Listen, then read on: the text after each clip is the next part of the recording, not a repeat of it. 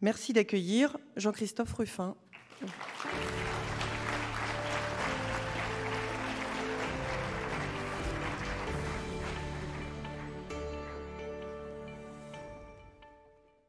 Bonjour, j'ai perdu mon papier, ça commence mal. Bonjour à tous. La tradition de ces conférences liminaires, c'est un peu d'ouvrir les portes et les fenêtres et de faire entrer dans votre congrès d'autres expériences. Donc, je vous parlerai un petit peu de la mienne, mais un mot d'abord sur le thème que vous avez choisi cette année, les changements sociétaux. Je sais, j'ai regardé au programme que vous allez voir à l'occasion de table ronde de nombreux experts. Alors c'est très bien les experts, et vous en êtes des experts, mais moi je m'en suis toujours beaucoup méfié parce que dans le domaine, notamment dans le domaine international, on voit que les experts sont très forts pour décrire les situations, mais beaucoup moins armés pour décrire les évolutions des choses. Et si on regarde les années passées, finalement, ils n'ont prévu, les spécialistes dans ces domaines n'ont prévu ni la chute de l'Union soviétique, ni le 11 septembre, ni plus près de nous, l'arrivée du président actuel des États-Unis. C'est-à-dire que pour regarder devant, l'opinion des experts n'est pas suffisante. Et pourquoi ? C'est probablement parce qu'il leur manque cette dimension à laquelle moi je suis très attaché, que je vais essayer de développer aujourd'hui, qui est justement la dimension humaine, la dimension individuelle qui est imprévisible et qui met évidemment dans la vie et dans les situations que l'on rencontre une part d'inconnu, mais qui n'est pas totalement impossible à comprendre. Et c'est pour ça que je crois vraiment que les romanciers, les écrivains, même les poètes peut-être, il faut les écouter. Parfois, c'est à travers eux, c'est à travers leurs œuvres qu'on peut, mieux peut-être qu'à travers les descriptions techniques des experts, qu'on peut percevoir un frémissement et notamment lorsqu'un monde bascule, lorsque quelque chose apparaît. C'est souvent dans les romans, dans les écrits de fiction, finalement, qu'on le décèle le mieux et le plus tôt. Alors pourquoi je sens ça, moi? C'est parce que, je ne sais pas si je peux fermer ce truc sans me faire électrocuter, oui. Parce que, en effet, moi, j'ai choisi un métier éminemment humain, qui est la médecine. Moi, j'ai choisi la médecine parce que j'avais été élevé par un grand-père qui était médecin. Et mon grand-père, il était médecin à une époque où la médecine n'avait pratiquement aucun moyen technique. Quand vous arriviez chez un médecin, il vous prescrivait des plantes, des trucs. Je me souviens que ma grand-mère avait été victime d'une embolie pulmonaire et le traitement, c'était de l'envelopper dans des draps froids. Vous voyez, bon. Bon, elle a survécu, vous me direz. Mais enfin, ce n'était pas vraiment la médecine telle qu'on la connaît. La médecine de l'époque, c'était d'abord la littérature, curieusement, mais pour devenir médecin à cette époque-là, il fallait apprendre le grec, le latin, lire Hippocrate, Vésale, Galien, etc. C'était l'engagement aussi. À chaque époque, les médecins pouvaient se trouver, j'allais dire, en première ligne. Mon grand-père avait été sur les champs de bataille pendant la guerre de 14. Il a été déporté pendant la Deuxième Guerre mondiale. Enfin, il y avait une sorte de participation directe et engagée finalement à la vie de la nation. Et au fond, ce qui faisait la médecine, c'était cette dimension humaine. Autrement dit, il n'y avait pas encore la médecine telle qu'on la conçoit aujourd'hui, mais il y avait déjà des médecins. Et ça, c'est quelque chose que je dis aux étudiants quand je rencontre des étudiants en médecine. Je fais parfois des conférences avec des étudiants en médecine. Je leur dis, la médecine, c'est pas se précipiter sur des scanners, sur des examens biologiques, etc. C'est d'abord essayer de comprendre la personne que vous avez en face de vous, de la comprendre dans un sens qui est celui de la... Ah ben c'est bien, on est rejoint par la foule. Et donc, moi, je suis parti dans la médecine avec cette idée-là, c'est que j'allais trouver ça. Et puis évidemment, quand je suis arrivé dans ce métier, il avait beaucoup changé. Il avait beaucoup changé, il était devenu une science, comme on le voit aujourd'hui. Et c'est toujours très intéressant quand on participe à ces mutations. Moi, je me souviens, étant tout jeune, d'avoir vu, peut-être certains d'entre vous, les plus âgés s'en souviennent, Christian Barnard, la première greffe du cœur, la médecine qui tout à coup existait, c'est-à-dire qu'elle existait avec des moyens, qu'elle avait même dans les formes l'allure de la conquête spatiale. Vous savez, le chirurgien, il était en verre, il y avait des cialytiques autour de lui, etc. Tout d'un coup, la médecine technique existait et il y avait cette extraordinaire transformation que j'ai vécue, puisque j'ai fait mes études au moment où justement cette discipline, enfin cette science a explosé. Mais en même temps, en vivant ça, j'ai vécu aussi un peu la disparition de l'humain. C'est-à-dire que j'ai passé l'internat des hôpitaux de Paris, j'avais des responsabilités très jeunes dans des salles des hôpitaux. Et très vite, je me suis rendu compte qu'on était sur une pente extrêmement dangereuse, qui était une pente de performance, en effet, technique, incroyable aujourd'hui, dans ce qu'on arrive à faire, ce que la médecine, les progrès que la médecine a fait, et en même temps avec un prix très lourd qui est payé souvent par la personne qui est soignée. Moi, j'ai un souvenir comme ça qui est terrible. J'étais jeune interne, il y avait encore des salles communes à l'époque, hein. Plus beaucoup, mais il y en avait encore quelques-unes. Et je me souviens d'une dame qui était très âgée, enfin, elle n'était pas si âgée que ça, mais elle était très malade, elle avait un cancer généralisé, elle avait des métastases osseuses, et on a absolument voulu, avec mes collègues, chefs de clinique, etc., on a voulu lui mettre une perfusion, lui a cassé le bras en la bougeant dans son lit, enfin c'était... Et elle nous a dit, et je me souviendrai toujours de ce mot, « Ne me volez pas ma mort ». Voilà, ne me volez pas ma mort. Elle allait mourir, c'est évident, et tout ce qu'on pourrait faire ne serait pas utile. Mais on était déjà dans cette dynamique de vouloir agir et d'oublier un petit peu que quelque chose, au fond, existe indépendamment de la performance médicale, qui est le respect, finalement, de la personne humaine. Il y a dans un roman de Faulkner, il y a un médecin comme ça, qui est très apprécié dans son canton, parce qu'il arrive toujours trop tard.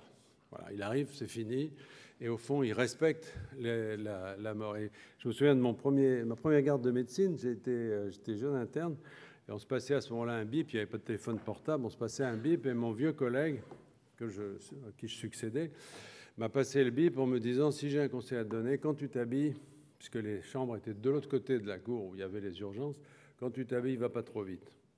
Va pas trop vite, parce que laisse faire un peu, voilà, ce qui doit arriver et qui peut arriver et contre lequel tu ne pourras rien, et respecte la mort.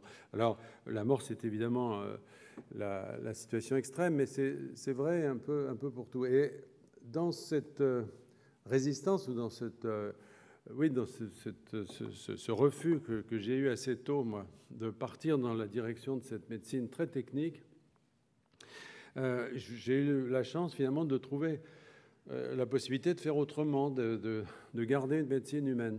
Je l'ai trouvé d'abord un peu par hasard, il y a beaucoup de hasard dans la vie, pendant mon CS militaire. J'étais coopérant, comme on disait à l'époque, j'avais été envoyé en Tunisie comme coopérant, puis vous savez, comme les militaires sont bien organisés, mais enfin parfois ils se trompent. Et c'est Joseph Kessel qui raconte qu'il avait... quand il s'est engagé, il avait mis sur sa fiche journaliste. Et l'adjudant qu'il avait recruté avait lu journalier. Donc il a cassé des cailloux pendant 6 mois avant qu'il se rende compte que c'était pas la même chose. Et moi, c'est pareil. Enfin, j'ai pas cassé de cailloux, mais c'était presque pire. On m'a mis dans une maternité alors que j'étais neurologue. Vous voyez. Et donc, j'ai fait des accouchements pendant tout mon service militaire, ce qu'on ne s'attend pas d'habitude à faire. Alors, ça ne m'a pas servi à grand-chose par la suite, mais enfin, sauf dans les dîners, quand je vois une femme enceinte, j'ai pas peur. Mais je sais que voilà, faut attendre, et puis ça se passe.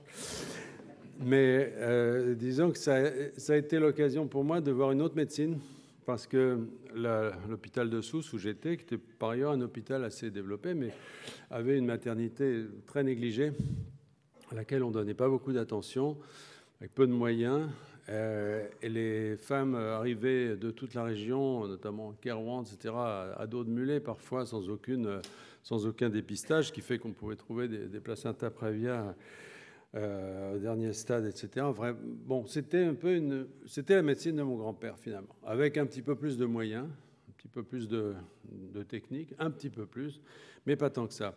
Et moi, ça m'a permis de faire changer un peu, d'inverser les choses. Moi, jusque-là, j'étais le petit interne en médecine qui pensait qu'au fond, bon, l'humanité, c'était partout pareil, voilà, et puis qu'il y avait des maladies, et que les maladies étaient différentes, et que mon métier, c'était de différencier les maladies, de savoir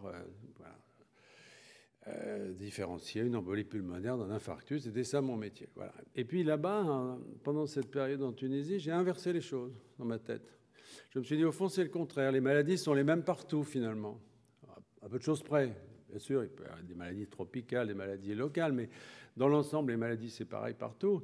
Ce qui change, c'est l'être humain qui est derrière, qui le porte.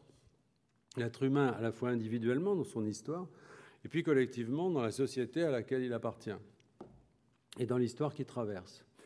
Et je me suis mis à m'intéresser beaucoup plus à ça qu'à l'aspect technique de la médecine proprement dite. Et c'est le moment où, ça tombait bien, c'était comme ça, étaient créées ces organisations de type Médecins sans frontières, enfin, il y en a eu d'autres, mais qui apparaissaient à ce moment-là, qui sont nées à ce moment-là. C'était juste après, il y a eu la guerre du Biafra, etc. Enfin, c'est à ce moment-là que sont nées ces organisations. Elles sont nées en France dans des conditions particulières parce que les Français aiment bien dire les droits de l'homme, c'est nous qui avons inventé tout ça, les Lumières, Voltaire, etc. Bon, très bien. Mais sauf que finalement, si on regarde l'histoire, nous, l'Europe a été plutôt la terre des guerres, la terre des crises, ce qui fait que nous avons été plutôt ceux qui ont reçu l'aide, notamment l'aide américaine, pendant des dizaines d'années. Et il n'y a que finalement dans les années 70, 1970, qu'après la fin des guerres coloniales, après les 30 Glorieuses qui avaient instauré une économie prospère, on était en mesure, cette fois, non pas de recevoir l'aide, mais d'aider les autres. Et donc, on a créé ces organisations à cette occasion. Et là aussi, c'est intéressant sur la dialectique entre la technique, l'expertise, disons, et la dimension humaine. La première crise, celle qui a servi pour créer cette organisation, Médecins sans frontières, c'était la guerre du Biafra. Guerre du Biafra, guerre civile au Nigeria, entre une province du sud, là, peuplée par les Ibo, catholiques, avec une région pétrolière aussi, et le reste du pays. Et juste en face de cette région qui était encerclée avec un blocus, une famine, les enfants qui mouraient de faim, juste en face, il y a une petite île qui aujourd'hui appartient à la Guinée équatoriale. À l'époque, elle s'appelait Fernando Po, c'était une colonie espagnole. Donc, quand vous êtes sur cette petite île, à l'œil nu, de l'autre côté du bras de mer, vous voyez le Biafra, vous voyez le Nigeria, les côtes.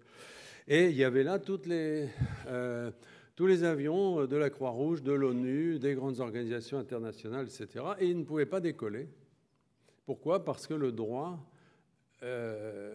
leur interdisait. Ils devaient respecter la souveraineté de ce pays, ils n'avaient pas le droit d'y aller. Et au fond, il y avait une sorte de mise en échec de toutes ces structures qui avaient été créées au fil du temps, depuis Henri Dunant, avec un droit dédié, le droit international humanitaire, des conventions de Genève, avec des moyens importants, l'ONU, à partir de la conférence de San Francisco 1945, ayant apporté ses moyens, etc. Donc il y avait des instruments, si vous voulez, techniquement tout à fait au point, mais pour des raisons qui tenaient justement au droit, eh bien, ces instruments étaient paralysés. Et c'est pour ça que des médecins ont créé cette espèce au fond, de principe différent, qui était un principe d'engagement individuel, donc qui ne demandait pas l'adhésion des États, qui ne demandait pas d'avoir le droit pour soi, et qui substituait cette espèce de devoir moral d'ingérence. Ça a été un terme qui a fait beaucoup polémique, mais c'était quand même ça à la base, cette idée qu'on pouvait aller décider individuellement d'aller là-bas. C'était un peu une revanche de l'humain, une fois de plus, si vous voulez, sur la technique. Alors l'humain a fini par s'organiser aussi, c'est-à-dire que ces organisations, au début, c'était rien du tout, c'était des petits groupes de copains. En fait, moi, j'y ai participé, MSF, au début, c'était grand comme même pas comme cette scène, enfin, c'était minuscule. Il y avait des médecins, des infirmières. Bon, voilà, alors on faisait tout, les missions, les machins, le courrier, le ménage. Enfin, on faisait pas beaucoup le ménage, on va dire, mais enfin... Mais voilà, c'était du bricolage, si vous voulez, c'était du bricolage. Et puis, évidemment, le monde s'est mis à ressembler finalement un peu au Biafra dans les années qui ont suivi, avec, dans les années 75-80, l'apparition d'un très grand nombre de conflits qu'on appelle des conflits de basse intensité, c'est-à-dire des conflits militairement faibles, mais avec des conséquences énormes sur les populations civiles. Donc des camps de réfugiés, des déplacements de population très, très massifs, hein, je sais pas, au Mozambique, en Angola, au Salvador, au Cambodge, en Afghanistan, etc. Et donc, dans ce monde de la fin de la guerre froide, qui était un monde paralysé par l'équilibre nucléaire, si vous voulez, eh bien, les ONG qui avaient été créées finalement un peu de façon un peu bricolée ont acquis elles-mêmes une structure et sont aujourd'hui devenues de très grosses machines. Et moi, quand j'ai participé à ça, ce qui était fascinant, c'était le besoin de comprendre qu'est-ce qu'on était en train de faire. Vous voyez, qu'est-ce qu'on fait? Au fond, vous avez un nouvel outil, vous voyez bien qu'il est différent. Il est basé sur des principes nouveaux, mais on ne comprend pas très bien les enjeux. Voilà, c'est nouveau. Et il y avait ce défi intellectuel. Donc moi, je me suis inscrit à ce moment-là à Sciences Po, à Paris.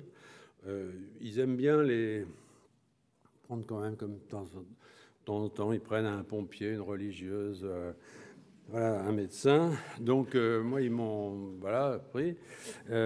Et j'ai fait l'expérience en fait de ce monde, justement, des experts dans les relations internationales, des gens très compétents, très sérieux, mais qui au fond parlaient à cette époque, hein, je parle de la fin de la guerre froide, ils parlaient de choses ils parlaient de guerres qui n'existaient pas. Vous aviez des gens qui tenaient des colloques extrêmement prestigieux et compétents autour de la dissuasion nucléaire. Là, il y avait tant de missiles d'un côté, tant de missiles de l'autre. Enfin, c'était une science de la guerre qui n'existe pas, ou pas encore.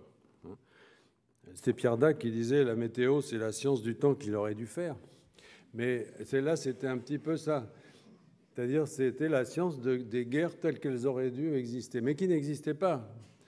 Parce que celles qui existaient, c'était ces petites guerres, ces poussières de guerre, comme disait Christophe de Ponfilly autrefois, ces poussières de guerre, ces petits conflits de basse intensité qui n'intéressaient pas les spécialistes, qui n'intéressaient pas du tout le monde universitaire de l'époque, et dont nous, finalement, en tant que praticiens simplement de ces endroits, nous étions familiers. Donc, finalement, voilà, il y avait une sorte de... je regarde parce que je suis bavard, après je vais passer l'heure. Donc voilà, on était finalement notre expérience de terrain, notre expérience au ras des pâquerettes, j'allais dire, hein, vraiment, était quelque chose qui finalement pouvait, dans certaines circonstances, être plus pertinent que la science organisée. Et c'est là que j'ai commencé à me méfier un petit peu de cette expertise venue des mondes académiques, si vous voulez, et qui est découplée de l'expérience pratique. Voilà. Et on a fini d'ailleurs par créer, à partir de cette expérience humaine, une forme de connaissance. Et même, moi, j'ai écrit mes premiers livres comme ça. C'est-à-dire, le premier livre que j'ai écrit, c'était pour essayer de donner un peu un guide d'action pour les gens qui nous rejoignaient dans ces mouvements humanitaires, essayer de comprendre ce qu'ils allaient faire, dans quoi ils allaient tomber, quels seraient les enjeux de leur action et quelle obstacles qu'ils auraient à surmonter. Donc moi, j'ai commencé comme ça, avec des essais, voilà, et puis mes premiers livres, c'était ça. Parce que j'avais proposé ça comme thèse au départ. Étant à Sciences Po, je m'étais dit, je vais proposer ça comme thèse. Et puis là, ils m'ont regardé comme une poule regarde un couteau. Aujourd'hui, l'humanitaire, c'est devenu vraiment un sujet, mais à l'époque, c'était pas du tout, on ne comprenait pas. Alors, depuis, l'Union soviétique s'est effondrée et tout le monde s'intéresse à ce qui se passe au Sud, mais à l'époque, ce n'était pas le cas du tout. Donc, je me suis dit, je vais l'écrire moi-même. Voilà. Et j'ai trouvé un éditeur, je l'ai publié. Mais très vite, si vous voulez, là aussi, je me suis rendu compte que vous publiez un essai, vous êtes tout de suite dans ce camp des experts. Donc vous êtes comparé à eux, vous n'avez pas forcément la légitimité pour défendre vos propos. Et moi, j'enseignais à ce moment-là à Sciences Po. J'ai fait plusieurs années de cours. Après avoir été étudiant, j'avais un séminaire là-bas.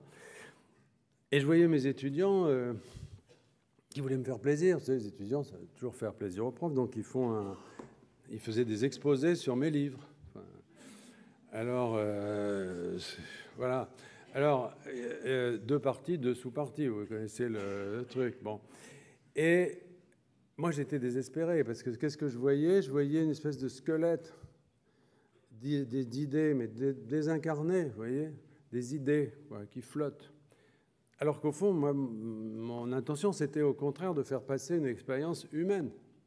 Et l'expérience humaine, quand vous faites deux parties, deux sous-parties, que vous désossez tout ça, elle disparaît. Mais finalement, les portraits, les paysages, les sensations, les odeurs, les émotions, etc., tout ce que vous avez voulu y mettre n'y est pas, n'y est plus. Donc c'est plus ça, c'est plus cette humanité que je voulais mettre. Et cette humanité, comment la mettre dans un texte? La seule solution, c'est quand même la littérature. C'est le roman, c'est le théâtre, c'est la nouvelle, c'est la fiction.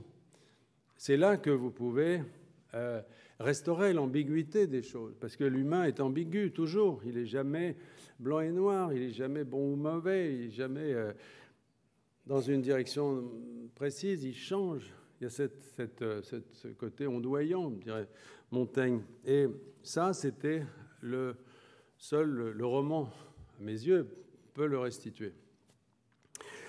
Seulement, le roman, quand vous êtes médecin, c'est pas facile. C'est jamais facile d'ailleurs, mais c'est encore plus difficile pour nous parce que, d'abord, pendant que les autres lisaient La recherche du temps perdu, nous, on apprenait les collatérales de l'artère, machin chouette, bon, déjà. Et puis, il y avait surtout, à la fin des études, ce serment d'Hippocrate qu'on prête comme ça, sans trop savoir ce qu'on fait, par une après-midi ensoleillée, moi j'ai ce souvenir. On vous met devant un petit texte, puis vous jurez, vous lisez ce texte, et puis vous rentrez chez vous. Sauf que ce texte, il est en vous, il est entré en vous. Et qu'est-ce qu'il dit, ce texte, ce serment d'Hippocrate? Il dit voilà, vous pourrez aller partout. Les patients vous montreront leur maison, vous ouvriront leur cœur, leur corps, vous diront tout, à une seule condition, c'est que vous ne le répéterez pas, que vous ne trahirez pas le secret qu'ils vous confient. Alors quand vous avez signé ça et que vous voulez écrire des romans, c'est très difficile parce que si vous piochez dans vos souvenirs, si vous mettez un personnage qui est quelqu'un inspiré de quelqu'un que vous avez rencontré, etc., c'est très difficile. Vous risquez effectivement d'être en contradiction avec ce serment que vous avez prêté. Et ça a été assez difficile pour moi de m'y mettre. Moi, j'ai été servi encore une fois par un hasard. J'avais suivi Claude Malhuret, qui était à l'époque qui était président de Médecins sans frontières et qui avait été pris au gouvernement comme secrétaire d'État aux droits de l'homme. Il n'avait aucun moyen d'action. Il n'y avait pas de service, on n'avait à peine un bureau. On passait nos journées, donc j'étais à son cabinet, on était tous les deux. On mettait les pieds sur le rebord de la fenêtre. Dans la cour, c'était dans l'hôtel Matignon, au fond de maintenant le secrétariat international. Mettez les pieds là, il y avait un cerisier du Japon et j'ai vraiment souvenir d'avoir vu les pétales pousser, quoi. Et étaient roses. Et c'était vraiment... oui. Et donc, à la fin, le gouvernement est tombé, le ministère a disparu, et moi, on m'a dit, puisque vous avez bien servi la France, que voulez-vous? Alors, comme j'avais une expérience de l'humanitaire dans le privé, si vous voulez, dans les ONG, je me suis dit, je vais essayer de voir un peu ce que ça donne côté public, et j'ai été nommé conseiller culturel et de coopération au Kenya. Et là, l'ambassadeur n'a pas voulu de moi. Il n'a pas voulu.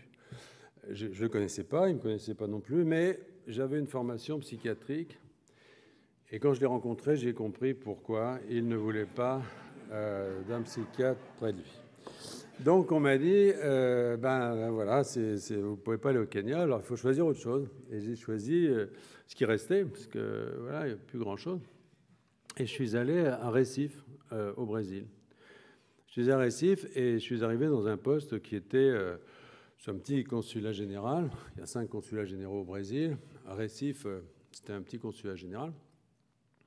Et mon prédécesseur était un garçon très, très bien, qui était un normalien, philosophe, qui n'avait jamais passé l'agrégation parce que les épreuves sont trop tôt le matin, et qui fumait. Mais quand je dis qu'il fumait, vous voyez, il fumait de tout. Et je suis arrivé, il avait été nommé à Katmandou, donc c'était très bien pour lui. Mais le Quai d'Orsay est bien organisé parfois. Hein, Et donc je suis arrivé dans ce poste qui était détruit, quoi. Il n'y avait rien. Et là je me suis dit, puisque tu n'as rien à faire, fais-le à fond. Et c'est là que j'ai commencé à écrire des romans. Je me suis confronté avec ce mur, parce que véritablement c'est un défi énorme hein, de se confronter à cette création romanesque qui est un domaine à la fois passionnant, vivant et terriblement difficile. Mais la chance que j'avais finalement, c'est que j'avais des choses à dire. C'est-à-dire que j'avais vécu. Et ça, j'y crois profondément. On en dira un mot, mais j'aime les écrivains qui ont d'abord commencé par vivre. Voilà, c'est ceux que je préfère. Ceux qui ont appris à écrire en commençant par des rats de bibliothèque, qui ont été dans les bouquins, etc., et qui n'ont pas de vie véritablement, moi, leur littérature ne m'intéresse pas. Ce que j'aime, c'est des gens qui ont une vie. Voilà. Les Romain Gary, je veux dire, Malraux, Colette, enfin, des gens qui ont vécu tout simplement et qui mettent dans leurs livres cette force qu'ils tirent de la vie. Voilà. Et moi, j'avais cette chance, c'est que justement, j'avais cette dimension humaine. Finalement, je ne me suis jamais tellement intéressé à la technique, comme vous pouvez voir. Bon, j'ai appris le métier qu'on m'avait enseigné. Je pensais que j'étais compétent comme médecin, mais au fond, ce n'était pas ce qui m'intéressait. Ce qui m'intéressait, c'était de recueillir à travers ça quelque chose qui était de l'ordre de l'humanité. Et bon, alors j'ai commencé pour contourner le serment d'Hippocrate. J'ai trouvé le moyen, je me suis dit, le mieux, c'est d'écrire quelque chose qui se situe dans l'histoire. Et comme ça, vous pouvez raconter votre expérience personnelle, mais vous la situez dans le passé. Et donc, ça brouille les cartes. Donc, ça ouvre, ça dessert un petit peu l'étau de ce serment qui vous met en garde pour ne pas compromettre qui que ce soit. Et j'ai écrit un premier roman qui s'appelait L'Abyssin. J'ai pris pour thème à ce moment-là quelque chose qui me paraît très important et qui, dans le sujet qui est le vôtre, c'est-à-dire celui des changements sociétaux, me paraît central, c'est celui de la rencontre des civilisations. Je ne dis pas le choc des civilisations, je ne fais pas de Huntington, mais juste la rencontre des civilisations. Nos sociétés se sont créées sur une série de rencontres plus ou moins réussies, souvent violentes, et dans lesquelles, finalement, s'est créé, au ras des pâquerettes, là encore, hein, c'est-à-dire vraiment dans des choses très humaines, c'est fondé le monde qui est le nôtre. Par exemple, j'ai écrit un livre qui s'appelait Rouge Brésil, qui était l'histoire de l'arrivée des Français au XVIe siècle dans la baie de Rio. Pour une raison géopolitique de l'époque, le roi Henri II avait voulu briser le monopole des Espagnols et des Portugais sur l'Amérique du Sud. Donc il a envoyé une expédition là-bas. Et puis ensuite, il l'a laissé tomber, ce qui fait qu'ils ont dû se débrouiller tout seuls. Cette expédition est arrivée dans la baie de Rio. Moi, j'ai toujours été fasciné quand j'allais à Rio. Quand je travaillais à Recife, j'y allais régulièrement pour des réunions ou autres. Vous plissez les yeux, vous faites disparaître un peu les grands immeubles, etc. Vous voyez que c'est morne, vous voyez que c'est lagon, et vous vous demandez ce que ces navigateurs qui arrivaient avaient pu ressentir. Et c'était un contresens. C'est-à-dire que je pensais que les Français qui étaient arrivés là, dans cette expédition de 1555, étaient arrivés dans le vide, qu'il n'y avait rien, que ce paysage, des perroquets, etc. C'est faux. Il y avait beaucoup de monde là-dedans. Il y avait beaucoup de monde dans la baie de Rio, et notamment les Indiens. Et les Indiens, dans cette baie, les Indiens Tupis, pratiquaient l'anthropophagie. Bon, il y a les témoignages multiples là-dessus, mais c'était une anthropophagie qui était rituelle, qui n'était pas... ils ne mangeaient pas de l'homme pour se nourrir, c'était pas ça. L'idée, c'était d'incorporer, quand vous vous êtes battu contre un ennemi, d'incorporer sa force à votre corps, voilà, à vous-même. Voilà. Et donc, ils mangeaient donc leurs ennemis. Alors, quand les Portugais sont arrivés, ils ont mangé des Portugais. Et puis, quand les Français sont arrivés, il y avait déjà des Portugais, donc ils ont compris que les Français étaient les ennemis des Portugais. Vous me suivez? Donc, ils ne mangeaient pas les ennemis de leurs ennemis. Vous voyez ce que je veux dire? Et donc, quand les Français sont arrivés, ils ont eu la chance de tomber sur une île où on mangeait des Portugais. Et donc, ils ont pu survivre, ils ont pu créer leur petite colonie qu'on peut toujours visiter, cette île de Villagagnon. Et c'est amusant cette histoire parce que quelques années après, il y a un Allemand qui a été capturé par les Indiens. Et alors là, c'était Chakemat. Il n'était ni portugais ni français. On ne savait pas s'il était comestible. Et il est resté prisonnier pendant 6 ans. Puis il s'est échappé. Et c'est un de ceux, d'ailleurs, dont le témoignage permet de reconstituer la situation de l'époque. Bref, qu'est-ce qui est intéressant là-dedans, au-delà de l'anecdote? Cette expédition, elle s'est mal terminée. Les Français sont entretués, entre catholiques et protestants, peu importe. Ce qui est intéressant, c'est qu'il y avait dans cette expédition un homme qui, parmi ceux qui sont revenus, donc une fois que la colonie a disparu, ils sont revenus en France pour une part, lui est revenu et il est devenu le secrétaire de Montaigne. Et il a raconté à Montaigne tout ce qu'il avait vu. Et alors là, c'est très intéressant parce que jusque-là, l'autre, le sauvage, si vous voulez, voilà, était considéré, notamment avec l'anthropophagie, le cannibalisme, c'était vraiment l'horreur absolue, était considéré comme un être hors de l'humanité, pratiquement. Voilà. Et grâce à ce témoignage qu'on a rapporté à Montaigne, Montaigne a inversé complètement les choses. Et dans les essais, il y a un chapitre qui est très important, parce qu'au fond, c'est sur lui que s'est basée toute une littérature philosophique, notamment au XVIIIe siècle, qui a renversé les choses et qui a au contraire créé la figure du bon sauvage. C'est-à-dire cette idée que l'autre, non seulement est humain, mais qu'il est peut-être meilleur que nous, moins corrompu par la civilisation, par la société, etc. C'est très important, c'est vraiment un moment de basculement complet. Et ce basculement s'est fait à la faveur d'événements qui étaient finalement très simples et très humains sur une petite île de 200 mètres de long, dans lesquels on pouvait dégager cette mécanique, etc. Et le roman permettait de le faire. Voilà. Donc j'ai fait ça, j'ai eu la chance d'avoir des prix, de recevoir le prix Goncourt pour ce livre. Bon, et puis ça m'a permis de continuer. Après, j'ai fait des livres plus contemporains, et avec toujours une obsession, je dis ça toujours dans l'optique de votre session, toujours une obsession qui est de dire, dans toutes les idéologies du bien, dans toutes les intentions qu'on peut avoir de faire du bien, il peut y avoir une dérive extrême. C'est vrai pour l'humanitaire. L'humanitaire, c'est faire le bien, d'accord. Et selon la manière dont on le fait, eh bien, on peut aggraver les choses, voire être complices des bourreaux et non pas des victimes. Donc il y a toute une mécanique assez subtile qui fait que dans le détail des choses, eh bien, tout peut basculer. Moi, je me souviens du siège de Sarajevo, par exemple, où j'avais beaucoup. Eh bien, siège de Sarajevo, les troupes serbes qui ont serré la ville contrôlaient les convois et prenaient une part. Bon. Et il y avait des ONG qui disaient « mais nous, on s'en fout, ils peuvent prendre tout ce qu'ils veulent ».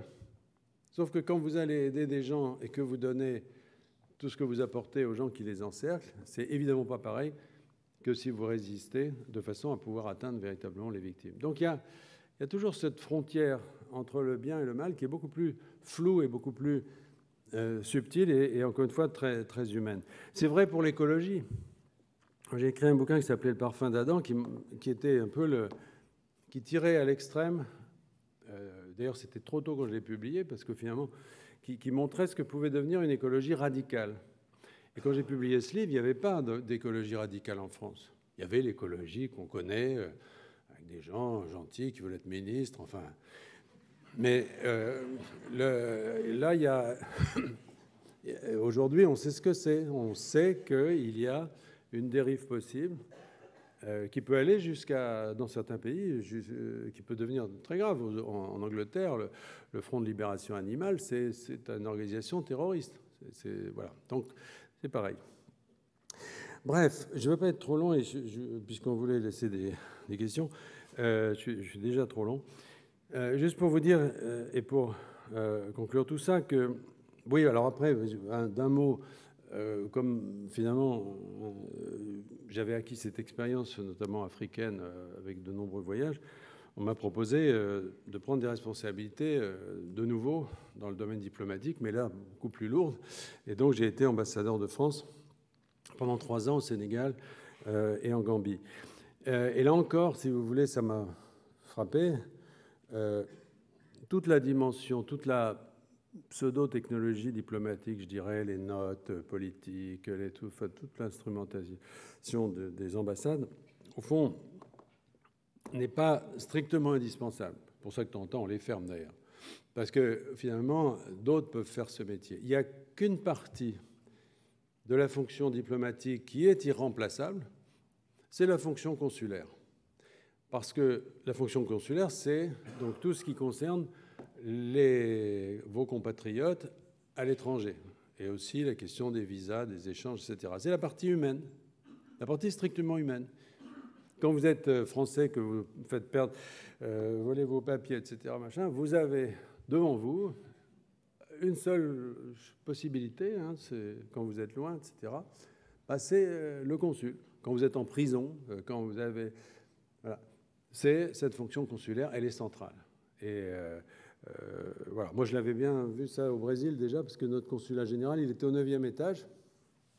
Alors les Français qui venaient se baigner à Recife, il y a de belles plages, on leur disait, faites attention, surveillez bien vos affaires. Les Français savent tout.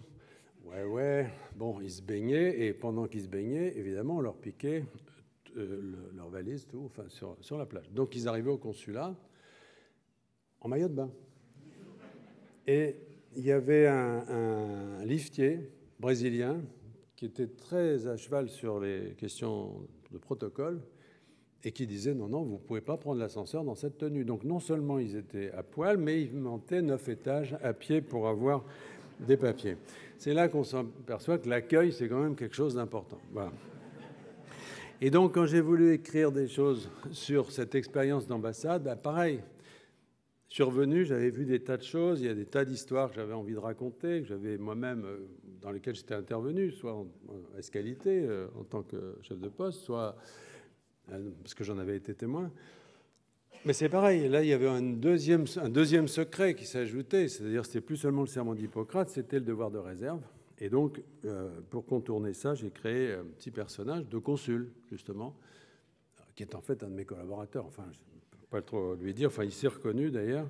Et à chaque fois, je lui fais visiter des pays dans lesquels il résout un certain nombre d'énigmes, et j'aime beaucoup ça, et apparemment les lecteurs aussi. Voilà. Je terminerai avec un hommage très court à quelqu'un qui me paraît résumer un petit peu tout ça, c'est-à-dire l'importance et le caractère permanent et fondateur de la dimension humaine des choses et des époques. C'est Alexandre Dumas. Tout l'été sur France Inter, à partir du 1er juillet, tous les matins, je ferai une petite pastille. Il y a une série sur France Inter l'été qui s'appelle Un été avec. Il y a eu un été avec Homère, un été avec Baudelaire, etc. C'est une très bonne idée qu'avait eu Philippe Val, de mettre au milieu du journal, entre deux bombardements, vous avez un écrivain. Voilà. On parle d'un écrivain. Alors, ça peut paraître bizarre. Quand vous mettez Montaigne au milieu des nouvelles du jour, etc., ça peut paraître bizarre, mais je trouve ça extrêmement fécond. Et moi, on m'a demandé de faire Alexandre Dumas, donc je l'ai fait. Ça passera donc tous les matins. Et pour en dire un mot, si vous voulez, pour moi, Dumas, c'est la quintessence, justement, de cette dimension humaine, à la fois de la littérature et de la vie. C'est quelqu'un qui lui-même a commencé par vivre. Il était presque analphabète à 20 ans, il avait vécu comme un sauvageon à Villers-Cotterêts. Il a tout appris en arrivant à Paris à 21 ans. C'est quelqu'un qui a d'abord vécu et qui a beaucoup vécu et dont toute la vie est un roman, mais qui est justement à cause de ça a su mettre dans ses livres cette dimension humaine. Et cette dimension humaine, parfois, pas dans tous ses livres, mais parfois, notamment dans les deux cycles principaux, c'est-à-dire le cycle des Trois Mousquetaires et le cycle de Monte Cristo, ont acquis une espèce de valeur presque éternelle, quoi. En tout cas universelle. Et Trois Mousquetaires, tout le monde connaît, et dans le monde entier. Et presque 2 siècles après, il y a en permanence des adaptations. Chaque époque revisite, relit, diffuse au cinéma, remet au théâtre, etc., ces personnages. Et pourquoi ? Sans doute parce que ces Trois Mousquetaires, qui sont 4, comme vous savez, sont un peu les quatre points dans lesquels l'esprit humain est enserré, finalement. C'est les 4 points cardinaux, c'est les 4 couleurs du jeu de cartes, c'est les 4 saisons. Enfin, il y a quelque chose d'universel là-dedans et que Dumas a su capter et qui reste. Et Monte Cristo, c'est la vengeance. C'est la vengeance d'un homme qui est décliné d'une façon pratiquement comme dans un tunnel. Alors, à la différence des Trois Mousquetaires qui part un peu dans tous les sens, là, c'est vraiment unique. Et finalement, il faut se demander pourquoi tout ça nous parle tant. Pourquoi la fidélité, la fraternité, la vengeance, tout ça, ça reste vrai. Et par-delà les changements de société, et Dieu sait que Dumas en a traversé, et Dieu sait qu'il y en a eu depuis qu'il a disparu, et Dieu sait que nous en vivrons encore. Pourquoi ça, ce fondamental de l'humain, reste là et pèse d'un poids si lourd? Voilà, merci.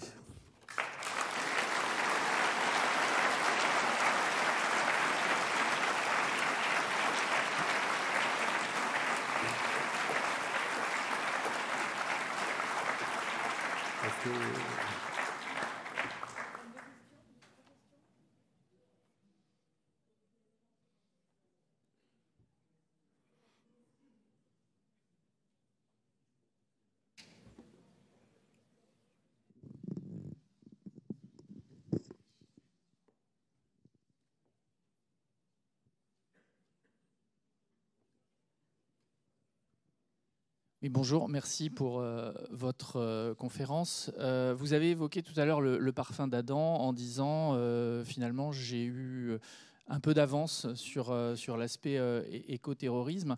Alors notamment dans nos professions, la question de l'anticipation, du prospectif est importante. Et je voulais savoir, d'après vous, il y a une difficulté bien sûr d'anticiper ça, qui est de ne pas forcément convaincre à l'époque où on le fait de la réalité de la menace. Et on se trompe d'ailleurs forcément sur les paramètres, puisque Bon, sur le parfum d'Adam, je crois que c'est un groupe malthusien qui cherche à diffuser une épidémie de choléra. Donc, ce n'est pas une manifestation qu'on a vue aujourd'hui. Comment on fait justement pour réussir à alerter convenablement avec toutes ces incertitudes? Oui, mais c'est la question que vous posez est vraiment sensible parce que c'est vrai, moi je me suis retrouvé à plusieurs reprises un peu en avance. J'avais écrit un autre livre qui s'appelait Katiba qui se passait, qui mettait en scène ce qui était en train de se passer dans le Sahel avec AQMI, etc. Et je me souviens que des gens me disaient formidable, vous avez trouvé un bon titre là, AQMI. J'ai dit, j'ai pas trouvé, c'est pas moi qui ai trouvé, ça existe. Mais les choses n'étaient pas arrivées encore à la conscience générale. Pour l'écoterrorisme, c'est pareil. Quand j'ai publié le livre, ça fait un moment, je me souviens plus la date exacte, c'était trop tôt. Alors, est-ce que le livre lui-même suffit à convaincre? Je ne pense pas. Je pense qu'il fait partie. Les romans n'ont pas une puissance, sauf quand ils sont récupérés, comme 1984, qui avait été instrumentalisé dans une lecture anti-soviétique, qui fait que c'est un livre qui était devenu une espèce d'arme de guerre. Et sinon, les romans, ils sont pas des machines, de combat. Ce sont des témoignages. Ils sont juste là pour permettre d'essayer de comprendre. Et là, en l'occurrence, ce que j'avais imaginé, j'allais dire, peu importe les moyens, peu importe les circonstances, les moyens, le lieu, choléra, machin, peu importe. Ce qui est intéressant, c'est de montrer la dynamique des groupes, comment une logique peut déraper et comment la logique de protection de la planète peut devenir une logique anti-humaniste. C'est-à-dire, si vous faites l'analyse que la planète est menacée par l'activité humaine, à ce moment-là, vous pouvez considérer que l'homme, qui n'a plus de prédateurs, est une cible légitime. Voilà, c'est ce mécanisme-là que les livres peuvent mettre au jour. Mais évidemment, les circonstances ne sont jamais exactement celles qui sont décrites dedans. Jamais. Simplement, ils permettent d'élucider. Il y a une grande force du roman, c'est qu'il prend le lecteur, j'allais dire ignorant, vous n'êtes pas obligé de connaître un sujet, et en suivant les personnages, vous entrez dans une problématique, vous la découvrez, vous la comprenez. Voilà, c'est ça l'idée. Mais ça ne peut que contribuer à ça. Ça ne peut pas le déclencher seul. Et aujourd'hui, je crois que maintenant, c'est plus à démontrer qu'il existe une écologie terroriste. J'avais mis d'ailleurs en postface un certain nombre de références, de textes philosophiques, de textes qui sont la base de ces mouvements, la base d'action de ces mouvements. Donc on peut s'y référer. Et c'est tout ça qui forme un ensemble. Si vous voulez. Le roman permettant peut-être d'entrer plus facilement dans ces problématiques qu'un exposé magistral.